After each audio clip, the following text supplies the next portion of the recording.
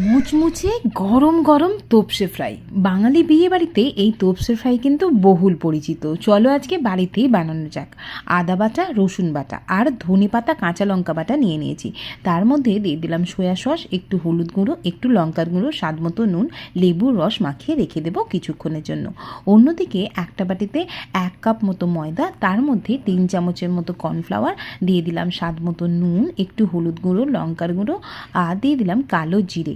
আর হ্যাঁ, most important, বরফ ঠান্ডা জল দিয়ে এটাকে ভালোভাবে ফেটিয়ে নিতে হবে। 1 চামচ গরম তেল দিলাম আর 1 চিমটে বেকিং সোডা। সমস্ত কিছু ফেটিয়ে নিয়ে গরম গরম তেলে ভেজে নিতে হবে, একটু আলতো হাতে। খুব বেশি নাড়াচাড়া করলে কিন্তু চলবে না, তাহলেই পেয়ে যাবে এরকম মুচমুচে গরম গরম তোপসে ফ্রাই। বাড়িতেই ট্রাই করে ফেলো আর সকলে খেয়ে ফেলো।